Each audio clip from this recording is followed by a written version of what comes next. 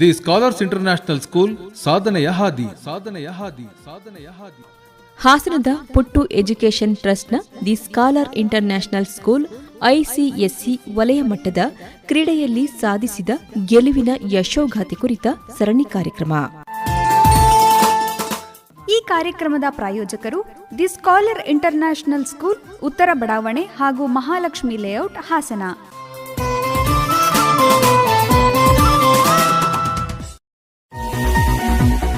Scholars international school ICSE Hassan ಮಕ್ಕಳ ಸಮಗ್ರ ಅಭಿವೃದ್ಧಿಗೆ ಸಮರ್ಪಿತವಾದ ಅತ್ಯುತ್ತಮ ಶಿಕ್ಷಣ ಸಂಸ್ಥೆ. ಇಲ್ಲಿ ಮಕ್ಕಳ ಭೌತಿಕ, ಭಾವನಾತ್ಮಕ, ಸಾಮಾಜಿಕ ಹಾಗೂ ಸೃಜನಾತ್ಮಕ ಬೆಳವಣಿಗೆಗೆ ವಿಶೇಷ ಆದ್ಯತೆ ಇದೆ. ಈ ಸಾಲಿನ ಐಸಿಎಸ್ಇ 10ನೇ ತರಗತಿ ಬೋರ್ಡ್ ಪರೀಕ್ಷೆಯಲ್ಲಿ 100% ಪ್ರಥಮ ದರ್ಜೆ ಫಲಿತಾಂಶ ಬಂದಿರುತ್ತದೆ. ನಿಮ್ಮ ಮಗುವಿನ ಸಮಗ್ರ ಬೆಳವಣಿಗೆ ಮತ್ತು ಉಜ್ವಲ ಭವಿಷ್ಯಕ್ಕಾಗಿ ಸ್ಕಾಲರ್ಸ್ ಇಂಟರ್ನ್ಯಾಷನಲ್ ಸ್ಕೂಲ್ ಅತ್ಯುತ್ತಮ ಆಯ್ಕೆ. ಸಂಪರ್ಕಿಸಿ 9886365579.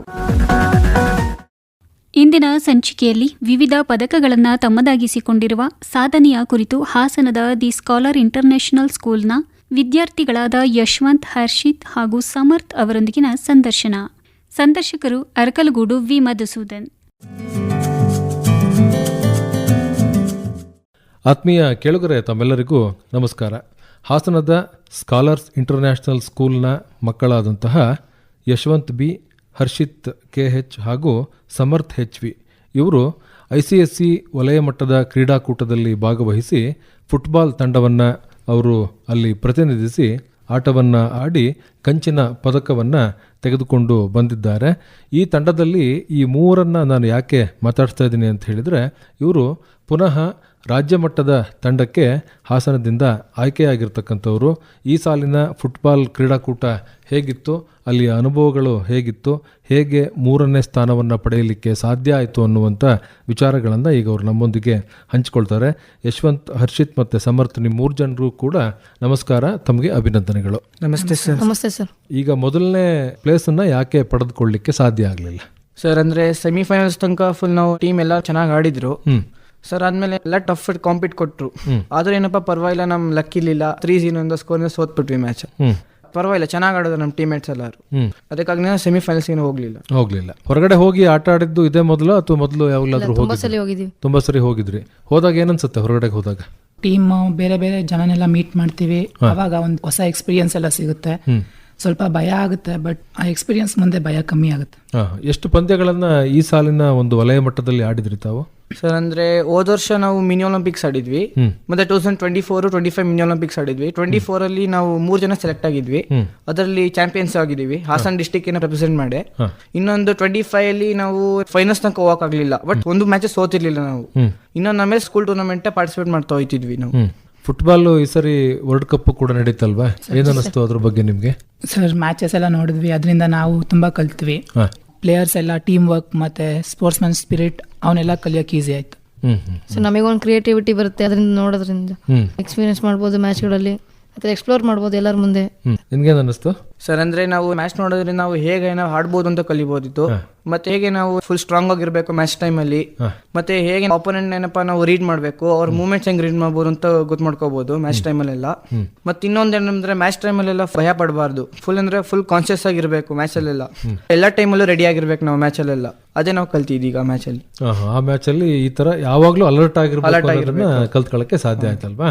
ಈಗ ಎಷ್ಟು ವರ್ಷದಿಂದ ನೀವು ಪ್ರಾಕ್ಟೀಸ್ ಮಾಡ್ತಿದ್ರಿ ಫುಟ್ಬಾಲ್ ನ? ಸರ್ ನಾರಂದ್ರೆ 3 ವರ್ಷದಿಂದ ಪ್ರಾಕ್ಟೀಸ್ ಮಾಡಿದ್ದೀನಿ. 7th ಇಂದ ನಾನು ಪ್ರಾಕ್ಟೀಸ್ ಮಾಡ್ತಾ ಹೋಗಿದ್ದು. ಯಾಕೆ ಇಷ್ಟ ಫುಟ್ಬಾಲ್ ನಿಮ್ಗೆ? ಸರ್ ಒಂದು ತರದ ಸ್ಪೋರ್ಟ್ಸ್ ಸರ್, ಅದು ನಮಗೆಲ್ಲರಿಗೂ ಇಷ್ಟನೇ ಆಗುತ್ತೆ. ಎಲ್ಲರಿಗೂ ಇಷ್ಟ ಆಗುತ್ತೆ. ಸರ್ ನಾನು 3ನೇ ಕ್ಲಾಸಿಂದ ಆಡ್ತಿದ್ದೀನಿ ಫುಟ್ಬಾಲ್ನ. 6 ವರ್ಷದಿಂದ ಆಡ್ತಿದ್ದೀನಿ. ತುಂಬಾ ಟೂರ್ನಮೆಂಟ್ಸ್ ಗಳಿಗೆಲ್ಲ ಹೋಗಿದ್ದೀನಿ. ಅಲ್ಲೇ ಎಲ್ಲ ಎಕ್ಸ್ಪೀರಿಯನ್ಸ್ ಆಗಿ ನನ್ನ ಭಯ ಎಲ್ಲ ಕಳ್ಕೊಂಡಿದ್ದೀನಿ. ತುಂಬಾ ಕಾನ್ಫಿಡೆಂಟ್ ಆಗಿದ್ದೀನಿ ಈಗೆಲ್ಲ ಮ್ಯಾಚಸ್ ಗಳಿಗೆ. ನಿಮ್ಗೆ ಯಾಕೆ ಇಷ್ಟ? ನಾನು 5 years ಇಂದ ಕೋಚಿಂಗ್ ಹೋಗ್ತಿದ್ದೀನಿ. ನನಗೆ ಅದು ಒಂಥರ ಸ್ಪೋರ್ಟ್ಸ್ ಮ್ಯಾನ್ ಸ್ಪಿರಿಟ್ ಕೊಡುತ್ತೆ, ಡಿಸಿಪ್ಲಿನ್, ಮತ್ತೆ ನಾವು ಯಾವ ತರ ಎಲ್ಲರ ಜೊತೆ ಬೆರೀಬೇಕು ಅನ್ನೋದು ಹೇಳ್ಕೊಡುತ್ತೆ. ನಮ್ಗೆ ಸ್ಪೋರ್ಟ್ಸ್ ಇಷ್ಟ ಆಗುತ್ತೆ. ಫಿಸಿಕಲಿ ಫಿಟ್ ಇರ್ಬೋದು, ಮೆಂಟಲಿ, ಮತ್ತೆ ನಮಗೆ ಕಾನ್ಫಿಡೆನ್ಸ್ ಕೊಡುತ್ತದು. ಈಗ ಫುಟ್ಬಾಲ್ ಕೂಡ ಪ್ರತಿ ದಿವಸ ಪ್ರಾಕ್ಟೀಸ್ ಮಾಡ್ಬೇಕಾಗತ್ತಲ್ವಾ? ಎಲ್ಲಿ ಪ್ರಾಕ್ಟೀಸ್ ಮಾಡ್ತೀರಾ ಮತ್ತೆ ಯಾರು ನಿಮ್ಗೆ ಕೋಚ್? ಸರ್ ಅಂದ್ರೆ ಸ್ಕೂಲಲ್ಲೂ ಪ್ರಾಕ್ಟೀಸ್ ಕೊಡ್ತಿದ್ರು, ಮತ್ತೆ ನಾವು ಡಿಸ್ಟ್ರಿಕ್ಟ್ ಸ್ಟೇಡಿಯಂ ಅಲ್ಲೂ ಪ್ರಾಕ್ಟೀಸ್ ಮಾಡ್ತಿದ್ವಿ. ಸ್ಕೂಲಲ್ಲಿ ಅಂದ್ರೆ ಚೇತನ್ ಸರ್ ನಮಗೆ ಡೈಲಿ 4 to 5 ಪ್ರಾಕ್ಟೀಸ್ ಕೊಡ್ತಿದ್ರು, ಮತ್ತೆ 3 to 4 ಪ್ರಾಕ್ಟೀಸ್ ಕೊಡ್ತಿದ್ರು ಟೂರ್ನಮೆಂಟ್ ಹೋಗೋಕ್ಕಿಂತ ಮುಂಚೆ. ಇನ್ನು ಸಂಡೇ ಆದ್ರೆ ಈ ಡಿಸ್ಟ್ರಿಕ್ಟ್ ಸ್ಟೇಡಿಯಂ ಅಲ್ಲಿ ಪ್ರಾಕ್ಟೀಸ್ ಮಾಡ್ತೀವಿ ನಾವು. ಅಂದ್ರೆ ನಾವು ಸ್ಟೂಡೆಂಟ್ಸ್ಗಳು ಬಂದ್ಬಿಟ್ಟು ಫಸ್ಟ್ ಏನಪ್ಪ ಯಾರು ಬೇಸಿಕ್ಸ್ ಗೊತ್ತಿಲ್ಲ ಅವ್ರಿಗೆ ಹೇಳ್ಸ್ಕೊಟ್ಟು ಅವ್ರಿಗೆಲ್ಲ ನಾವು ಪ್ರಾಕ್ಟೀಸ್ ಮಾಡ್ಕೊಡ್ತೀವಿ. ಆಮೇಲೆ ಈಗ ನಾವು ಮುಂಚೆ 3 ಜನ ಸೆಪರೇಟ್ ಆಗಿ ಕೋಚಿಂಗ್ ಅಂದ್ರೆ ಕೃಷ್ಣ ಕೋಚ್ ಅಂತ ನಮ್ಮ ಹಾಸನ್ ಡಿಸ್ಟ್ರಿಕ್ಟ್ ಗ್ರೌಂಡ್ ಅವರು ಕೋಚ್ ಅವರು. ಅವ್ರು ನಮಗೆ ಫಸ್ಟ್ ಫುಲ್ ಬೇಸಿಕ್ಸ್ ಇಂದ ಎಲ್ಲ ಟಾಪ್ ಕ್ಲಾಸ್ ಲೆವೆಲ್ವರೆಗೂ ಕೋಚಿಂಗ್ ಕೊಟ್ಟಿದ್ದಾರೆ ನಮಗೆ ಸರ್. ಅವರಿಂದನೇ ನಾವು ಇಷ್ಟ ಆಡಕ್ಕಾಗಿದೆಲ್ಲ. ನಿಮ್ಗೆಲ್ಲ ಕೋಚಿಂಗ್ ಎಕ್ಸ್ಪೀರಿಯನ್ಸ್ ಹೇಗಿತ್ತು ಸರಿ? ಈಗಲೂ ನಾನು ಹೋಗ್ತಿದ್ದೀನಿ, ಇನ್ನ ಕಂಟಿನ್ಯೂ ಮಾಡ್ತೀನಿ 10th ಆದ್ರು. ಅವರಿಂದನೇ ಎಲ್ಲ ನಾವು ಕಲ್ತಿರೋದು. ನಮ್ಮ ಪ್ಯಾಷನ್ ಅದಾಗಿದೆ ಈಗ ಫುಟ್ಬಾಲ್ ಆಗಿ. ಎಲ್ಲ ಟೂರ್ನಮೆಂಟ್ಗೂ ಅಟೆಂಡ್ ಮಾಡ್ಬೋದು ನಾವು ಅವರಿಂದನೇ. ಏನ್ ಕಲ್ಸ್ಕೊಡ್ತಾರೆ ಫುಟ್ಬಾಲ್ ಕೋಚಿಂಗ್ ಅಂತ ಅಂದ್ರೆ ಬಹಳ ಮುಖ್ಯವಾಗಿ ಏನ್ ಕಲ್ಸ್ಕೊಡ್ತಾರೆ? ನಮಗೆ ಬಾಲ್ ಹಿಂಗೆ ಡ್ರಿಬಲ್ ಮಾಡೋದು, ಸ್ಟಾಪಿಂಗ್, ಪುಷಿಂಗ್, ಶೂಟಿಂಗ್, ಆಮೇಲೆ ನಾವು ಯಾವ ತರ ಬೇರೆ ಪ್ಲೇಯರ್ಸ್ ಹೆಂಗ್ ರೀಡ್ ಮಾಡಬೇಕು ಅಂತ, ಆಮೇಲೆ ನಮಗೆ ಭಯ ಆಗ್ಬಾರ್ದು, ಯಾವ ತರ ಆಡಬೇಕು, ಮತ್ತೆ ಟೂರ್ನಮೆಂಟ್ಸ್ಗೆಲ್ಲ ಯಾವ ತರ ಪ್ರಿಪೇರ್ ಆಗಬೇಕು ಅನ್ನೋದು ಹೇಳ್ಕೊಟ್ಟಿದ್ರು ಸರ್ ಕೃಷ್ಣ ಸರ್ ನಮಗೆ. ಸರ್ ಅಂದ್ರೆ ಮೇನ್ಲಿ ಬರೀ ಆಟನೇ ಅಂತಲ್ಲ, ಬರೀ ಡಿಸಿಪ್ಲಿನ್ ಎಲ್ಲ ಹೇಳ್ಕೊಟ್ಟಿದ್ದಾರೆ. ಹೆಂಗಿರ್ಬೇಕು, ಹೆಂಗೇನಪ್ಪ ಕನ್ಸಿಸ್ಟೆನ್ಸಿ ಇಟ್ಕೋಬೇಕು ಆಟದಲ್ಲೆಲ್ಲ, ಏನೇನಪ್ಪ ಡಯಟ್ ಫಾಲೋ ಮಾಡಬೇಕು, ಫಾಲೋ ಮಾಡಬಾರ್ದು, ಏನ್ ತಿನ್ಬೇಕು ಏನ್ ತಿನ್ಬಾರ್ದು ಅವೆಲ್ಲ ಹೇಳ್ಕೊಟ್ಟಿದ್ದಾರೆ ಸರ್. ಹರ್ಷಿತ್ ಈಗ 10th ಅಲ್ವಾ? 10th ಆದ್ರೂ ನಾನು ಕೋಚಿಂಗ್ ಹೋಗ್ತಿದ್ದೀನಿ ಅಂತ ಹೇಳ್ದೆ ಅಲ್ಲ, ಕಷ್ಟ ಆಗೋದಿಲ್ವಾ 10th ಓದ್ಕೊಂಡು? ಸರ್ ಅದೇ ನಮ್ಮ ಪ್ಯಾಷನ್ ಅಲ್ವಾ. ಎಕ್ಸಾಮ್ ಹತ್ರ ಬರ್ತಾವೆ, ಒಂಚೂರು ಕಡಿಮೆ ಮಾಡ್ತೀನಿ, ಕಡಿಮೆ ಮಾಡ್ಬೇಕು. ಒಟ್ಟು ರೆಗ್ಯುಲರ್ ಹೋಗ್ತಾನೆ ಇರ್ತೀನಿ ನಾನು. ಈಗ ಈ ICSE ಸಿಲೆಬಸ್ ಇದೆಯಲ್ಲ ಸ್ವಲ್ಪ ಕಷ್ಟ ಅಂತೇಳಿ ಎಲ್ಲರೂ ಹೇಳ್ತಾರೆ. ನೀವು ಆಟನೂ ಆಡ್ಕೊಂಡು ಓದ್ಕೊಂಡು ಮಾಡೋ ಅಂಥದ್ದು ಸ್ವಲ್ಪ ಒತ್ತಡ ಅನ್ಸುತ್ತಾ, ಏನ್ ಅನ್ಸುತ್ತೆ? ಸರ್ ಒತ್ತಡ ಅನ್ಸಲ್ಲ ಸರ್. ಓದೋ ಟೈಮಲ್ಲಿ ಓದ್ತೀವಿ, ಆಡೋ ಟೈಮಲ್ಲಿ ಆಡ್ತೀವಿ. ಅದೇ ಎಕ್ಸಾಮ್ ಹತ್ರ ಬರ್ತಾ ವಾರಕ್ಕೆ 4 ದಿನ ಆ ಥರ ಹೋಗ್ತಾ ಇರ್ತೀವಿ. ಈಗ ರೆಗ್ಯುಲರ್ ಇದ್ದೀನಿ ಸರ್. ಅಂದ್ರೆ ಕ್ಲಾಸ್ ಟೀಚರ್ಸ್ ಎಲ್ಲ ಹೆಲ್ಪ್ ಮಾಡ್ತಾರೆ ನಮ್ದು ಓದೋದ್ರ ಬಗ್ಗೆ ಎಲ್ಲ. ಹಂಗೇನಿಲ್ಲ ಸರ್, ಟೀಚರ್ಸ್ ನಮ್ಮ ಬಗ್ಗೆ ಕಾಳಜಿ ಎಲ್ಲ ವಹಿಸ್ತಾರೆ. ಈಗ ಸ್ಪೋರ್ಟ್ಸ್ಗೆ ಮನೆಯಲ್ಲಿ ಹೇಗಿದೆ ಎನ್ಕರೇಜ್ಮೆಂಟ್? ನಮ್ಮ ಪೇರೆಂಟ್ಸ್ ಎಂಕರೇಜ್ ಮಾಡ್ತಾರೆ. ಅಂದ್ರೆ ಈಗ ನಮ್ಗೆ ಏನಾದ್ರು ಮೆಟೀರಿಯಲ್ಸ್ ಬೇಕು ಅಂದ್ರೆ ತಂದ್ಕೊಡ್ತಾರೆ, ಮತ್ತೆ ಮೋಟಿವೇಟ್ ಮಾಡ್ತಾರೆ ನಮ್ಮನ್ನ. ಅಂದ್ರೆ ಹೋಗಿ ಸ್ಪೋರ್ಟ್ಸ್ ಆಡಿ, ನೀನ್ ಚೆನ್ನಾಗಿ ಆಡ್ಬೋದು ಅಂತೆಲ್ಲ ಮೋಟಿವೇಟ್ ಮಾಡ್ತಾರೆ. ಹಂಗಾಗಿ ಅದೊಂಥರ ಚಂದ ಅಂತ ಹೇಳಿ ಅನ್ಸುತ್ತೆ. ನಿಮ್ಮ ಮನೆಯಲ್ಲೂ ಹೆಲ್ಪ್ ಮಾಡ್ತಾರ ಹರ್ಷಿತ್? ನಮ್ಮ ಅಪ್ಪನೂ ಪ್ಲೇಯರ್ ಆಗಿರೋದ್ರಿಂದ ನನ್ನನ್ನು ಎಂಕರೇಜ್ ಮಾಡ್ತಾರೆ, ಎಂಕರೇಜ್ ಮಾಡ್ತಾರೆ. ಎಲ್ಲ ಕಡೆಗೂ ಕರ್ಕೊ ಹೋಗ್ತಾರೆ. ಓದೋದಕ್ಕೆ ಏನ್ ತೊಂದರೆ ಇಲ್ಲ ಅಲ್ಲ? ಸ್ಕೂಲಲ್ಲೂ ಕೂಡ ಎನ್ಕರೇಜ್ಮೆಂಟ್ ಚೆನ್ನಾಗಿದೆ. ಟೀಚರ್ಸ್, ಪ್ರಿನ್ಸಿಪಲ್ ಎಲ್ಲ ಸೇರಿಸಿ ಹೆಲ್ಪ್ ಮಾಡ್ತಾರೆ ನಮಗೆ ಹೊರಗಡೆ ಹೋಗಕ್ಕೆ. ಈಗ ಸ್ಟೇಟ್ ಲೆವೆಲ್ದು ಯಾವಾಗಿದೆ ನಿಮ್ಗೆ ನೆಕ್ಸ್ಟ್? ಆಗಸ್ಟ್ 18 ಇರೋದು ನಮಗೆ. ಆಗಸ್ಟ್ 18 ಇದೆ. ಈಗ ಸ್ಟೇಟ್ ಲೆವೆಲ್ಗೆ ಹೋಗೋದಕ್ಕೆ ಹೆಂಗ್ ತಯಾರಿ ಮಾಡ್ತಾ ಇದೀರಾ ನೀವು 3 ಜನ? ಎಕ್ಸಾಮ್ಸ್ ಟೈಮ್ಸ್ ಈಗ ಅಂದ್ರೆ ಈಗ ಎಕ್ಸಾಮ್ ಮುಗಿದ ತಕ್ಷಣ ನಾವೆಲ್ಲ 3 ಜನ ಪ್ರಾಕ್ಟೀಸ್ಗೆ ಹೋಗ್ತೀವಿ. ಹೋಗದ್ಮೇಲೆ ಯಾವಾಗ ಡೇಟ್ ಅನೌನ್ಸ್ ಆಗುತ್ತೆ ಅವಾಗಿನಪ್ಪ ನಾವು ಹೊರಡ್ಬೇಕಾಗುತ್ತೆ. ಈಗ 12ನೇ ತಾರೀಕಿನಪ್ಪ ಕರೀತಾರೆ ನಮ್ನ. ಅಲ್ಲಿ 3 ಟೀಮ್ ಗೆದ್ದಿರೋದು ಈಗ, first, second, third. First team ಇಂದ ಫುಲ್ ಎಲ್ಲ ಬರ್ತಾರೆ ಪ್ಲೇಯರ್ಸ್. ಸೆಕೆಂಡ್ ಟೀಮ್ ಇಂದ ಅಪ್ರಾಕ್ಸಿಮೇಟ್ 7 ಮೆಂಬರ್ಸ್ ಸೆಲೆಕ್ಟ್ ಮಾಡಬಹುದು.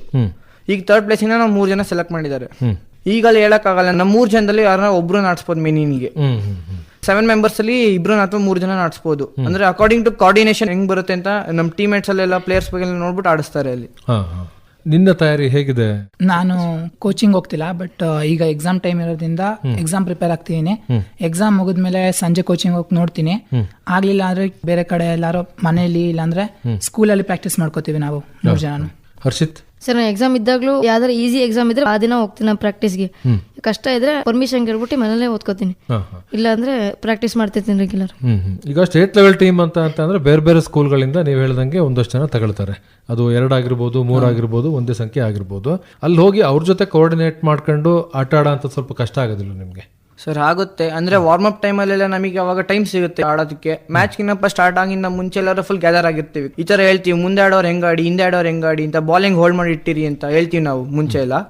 ಅಂದ್ರೆ ಟೀಮ್ ಕ್ಯಾಪ್ಟನ್ ಇದಾನಲ್ಲ ಅವನೆಲ್ಲರಿಗೂ ಫಸ್ಟ್ ಅಡ್ವೈಸ್ ಕೊಟ್ಟಿರ್ತಾನೆ ವಾರ್ಮ್ ಅಪ್ ಆಗುವಾಗ. ಮತ್ತೇನಪ್ಪ ಮ್ಯಾಚ್ ಸ್ಟಾರ್ಟ್ ಆಗಿಂತ ಮುಂಚೆನೆ ಸ್ಟೇಟ್ ಲೆವೆಲ್ ಕೋಚಸ್ ಎಲ್ಲ ಬಂದಿರ್ತಾರೆ.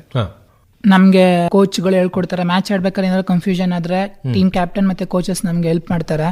ಮತ್ತೆ ನಾವು ಸ್ವಲ್ಪ ಮಾತಾಡ್ಕೊಂಡು ಫ್ರೆಂಡ್ಶಿಪ್ ಬಿಲ್ಡ್ ಮಾಡ್ಕೊಂಡಿರ್ತೀವಿ ಮ್ಯಾಚ್ಗಿನ ಮುಂಚೆನೆ. ಸೊ ಸ್ವಲ್ಪ ಅಷ್ಟೊಂದು ಕಷ್ಟ ಆಗಲ್ಲ. ಹರ್ಷಿತ್ ಸರ್ ಫಸ್ಟ್ ಮ್ಯಾಚ್ ಕಷ್ಟ ಆಗ್ಬೋದು ಸೆಟ್ ಆಗಕ್ಕೆ, ಆದ್ರೆ ಸೆಕೆಂಡ್ ಮ್ಯಾಚ್ ಇಂದ ಮಾಡ್ಕೋಬಹುದು. ಯಾಕಂದ್ರೆ ವಾರ್ಮ್ ಅಪ್ ಎಲ್ಲ ಮಾಡುವಾಗ ಮಾತಾಡ್ಕೊಂಡಿರ್ತೀವಿ, ಅವಾಗ ಕೋಚಸ್ಗಳೆಲ್ಲ ಇದಾಗಿರ್ತಾರೆ, ಅವರಿಂದ ನಾವು ಕೋಆರ್ಡಿನೇಟ್ ಆಗಿ ಆಡ್ಬೋದು. ಈಗ ಸ್ಟೇಟ್ ಲೆವೆಲ್ ಅಲ್ಲಿ ಆಡಿ ಯಾವ ಪ್ರೈಸ್ ತಗೋಬೇಕು ಅಂತ ಹೇಳಿ ನಿಮ್ಗೆ ಆಸೆ ಇದೆ? ನಮ್ಗೆ ಫಸ್ಟ್ ಪ್ಲೇಸ್ ಬರಬೇಕು, ಚಾಂಪಿಯನ್ಸ್ ಆಗಬೇಕು ಅಂತ ಆಸೆ ಇದೆ. ಫಸ್ಟ್ ಬಂದ್ರೆ ಫ್ಯೂಚರ್ ಚೆನ್ನಾಗಿರುತ್ತೆ, ಮುಂದೆ ನ್ಯಾಷನಲ್ ಸೆಲೆಕ್ಟ್ ಆಗ್ಬೋದು. ಹೌದೌದು. ಈಗ ಸ್ಪೋರ್ಟ್ಸ್ ಅಲ್ಲಿ ಇನ್ನೂ ಏನು ಅಚೀವ್ ಮಾಡಬೇಕು ಅಂತ ನಿಮ್ಮ 3 ಜನರಿಗೆ ಆಸಕ್ತಿ ಇದೆ? ಸರ್ ನಂಗೆ ಇನ್ನೂ ಫುಟ್ಬಾಲ್ ಕಂಟಿನ್ಯೂ ಮಾಡಬೇಕು ಅಂತ ಆಸಕ್ತಿ ಇದೆ. ಸರ್ ನಂಗೂ ಅಷ್ಟೇ, ಇನ್ನೂ ಕಂಟಿನ್ಯೂ ಮಾಡಿ ಫ್ಯೂಚರ್ ಅಲ್ಲಿ ನ್ಯಾಷನಲ್ಸ್ ಅಂದ್ರೆ ಇಂಡಿಯಾಗೆಲ್ಲ ಆಡ್ಬೇಕು ಅಂತ.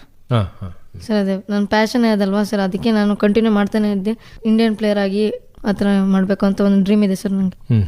ನಿಮ್ಮ ತಂಡದಲ್ಲಿರೋ ಅಂತ ಇನ್ನು ಇತರ ಆಟಗಾರರಿದ್ದಾರಲ್ಲ, ಅವರೆಲ್ಲ ಏನು ಹೇಳ್ತಾರೆ? ನೀವು ಮಾತ್ರ ಸೆಲೆಕ್ಷನ್ ಆದ್ರಿ, ಅವು ಸೆಲೆಕ್ಷನ್ ಆಗಲಿಲ್ಲ. ಸರ್ ಇಲ್ಲ, ಅವರೇನು ಬೇಜಾರಾಗಿಲ್ಲ, ಹೇಳಿದ್ರು ಇಲ್ಲ ನೀನು ಒಳ್ಳೆ ಚೆನ್ನಾಗಿ ಆಟ ಆಡಿದೆ, ನೀನು ಅದಕ್ಕೆ ಸೆಲೆಕ್ಟ್ ಆಗಿದೆ, ನಾವೇನು ಬೇಜಾರು ಮಾಡ್ಕೊಂಡಿಲ್ಲ ಅಂತ ಮಾತಾಡಿದ್ದಾರೆ ಸರ್. ಆ ಥರ ಏನಿಲ್ಲ ಸರ್, ಯಾರು ಕೊರಗಲ್ಲ, ಏನಿಲ್ಲ. ಸೆಲೆಕ್ಟ್ ಆಗಿದ್ರ ಅನ್ಬಿಟ್ಟು ಕಾಂಗ್ರೆಸ್ ಮಾಡ್ತಾರೆ, ನಮ್ಮನ್ನ ಎಂಕರೇಜ್ ಮಾಡ್ತಾರೆ, ಮತ್ತೆ ನಮಗೂ ಪ್ರಾಕ್ಟೀಸ್ ಮಾಡಕ್ ಸ್ವಲ್ಪ ಸಪೋರ್ಟ್ ಮಾಡ್ತಾರೆ ಅವರು. ಒಳ್ಳೆದು. ಯಶವಂತ್ ಮತ್ತೆ ಹರ್ಷಿತ್, ಸಮರ್ಥ್, ನೀವೆಲ್ಲರೂ ಕೂಡ ವಲಯ ಮಟ್ಟದ ಕ್ರೀಡಾಕೂಟದಲ್ಲಿ ಭಾಗವಹಿಸಿ ಕಂಚಿನ ಪದಕವನ್ನು ನಮ್ಮ ಹಾಸನಕ್ಕೆ ತೆಗೆದುಕೊಂಡು ಬಂದಿದ್ದೀರಿ. ಮುಂದಿನ ದಿವಸಗಳಲ್ಲಿ ನೀವು ರಾಜ್ಯ ಮಟ್ಟದ ಒಂದು ಕ್ರೀಡಾಕೂಟದಲ್ಲಿ ಭಾಗವಹಿಸಲಿಕ್ಕೆ ತಯಾರಿಯನ್ನು ನಡೆಸಿದಿರಿ. ರಾಜ್ಯ ಮಟ್ಟದಲ್ಲೂ ಕೂಡ ನಿಮ್ಗೆ ಒಳ್ಳೆಯ ಯಶಸ್ಸು ಸಿಗಲಿ. ತಮ್ಮೆಲ್ಲರಿಗೂ ಕೂಡ ಈ ಒಂದು ಅಭಿಪ್ರಾಯವನ್ನು ಹಂಚಿಕೊಂಡಿದ್ದಕ್ಕಾಗಿ ಧನ್ಯವಾದಗಳು. ನಮಸ್ಕಾರ. ನಮಸ್ತೆ ಸರ್. ನಮಸ್ತೆ ಸರ್. ಇದುವರೆಗೂ ವಿವಿಧ ಪದಕಗಳನ್ನು ತಮ್ಮದಾಗಿಸಿಕೊಂಡಿರುವ ಸಾಧನೆಯ ಕುರಿತು ಹಾಸನದ ದಿ ಸ್ಕಾಲರ್ ಇಂಟರ್ನ್ಯಾಷನಲ್ ಸ್ಕೂಲ್ನ ವಿದ್ಯಾರ್ಥಿಗಳಾದ ಯಶವಂತ್, ಹರ್ಷಿತ್ ಹಾಗೂ ಸಮರ್ಥ್ ಅವರೊಂದಿಗಿನ ಸಂದರ್ಶನ ಮೂಡಿಬಂತು. ಸಂದರ್ಶಕರು Arkalgud V. Madhusudan. Scholars international school ICSE Hassan ಮಕ್ಕಳ ಸಮಗ್ರ ಅಭಿವೃದ್ಧಿಗೆ ಸಮರ್ಪಿತವಾದ ಅತ್ಯುತ್ತಮ ಶಿಕ್ಷಣ ಸಂಸ್ಥೆ. ಇಲ್ಲಿ ಮಕ್ಕಳ ಭೌತಿಕ, ಭಾವನಾತ್ಮಕ, ಸಾಮಾಜಿಕ ಹಾಗೂ ಸೃಜನಾತ್ಮಕ ಬೆಳವಣಿಗೆಗೆ ವಿಶೇಷ ಆದ್ಯತೆ ಇದೆ. ಈ ಸಾಲಿನ ICSE 10ನೇ ತರಗತಿ ಬೋರ್ಡ್ ಪರೀಕ್ಷೆಯಲ್ಲಿ 100% ಪ್ರಥಮ ದರ್ಜೆ ಫಲಿತಾಂಶ ಬಂದಿರುತ್ತದೆ. ನಿಮ್ಮ ಮಗುವಿನ ಸಮಗ್ರ ಬೆಳವಣಿಗೆ ಮತ್ತು ಉಜ್ವಲ ಭವಿಷ್ಯಕ್ಕಾಗಿ ಸ್ಕಾಲರ್ಸ್ ಇಂಟರ್ನ್ಯಾಷನಲ್ ಸ್ಕೂಲ್ ಅತ್ಯುತ್ತಮ ಆಯ್ಕೆ. ಸಂಪರ್ಕಿಸಿ 9886365579.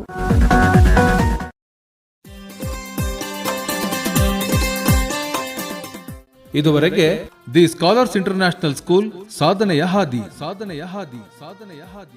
ಹಾಸನದ ಪುಟ್ಟು ಎಜುಕೇಷನ್ ಟ್ರಸ್ಟ್ನ the scholar international school ICSE ವಲಯ ಮಟ್ಟದ ಕ್ರೀಡೆಯಲ್ಲಿ ಸಾಧಿಸಿದ ಗೆಲುವಿನ ಯಶೋಗಾಥೆ ಕುರಿತ ಸರಣಿ ಕಾರ್ಯಕ್ರಮ ಮೂಡಿಬಂತು. ಈ ಕಾರ್ಯಕ್ರಮದ ಪ್ರಾಯೋಜಕರು ದಿ ಸ್ಕಾಲರ್ ಇಂಟರ್ನ್ಯಾಷನಲ್ ಸ್ಕೂಲ್, ಉತ್ತರ ಬಡಾವಣೆ ಹಾಗೂ ಮಹಾಲಕ್ಷ್ಮಿ ಲೇಔಟ್, ಹಾಸನ.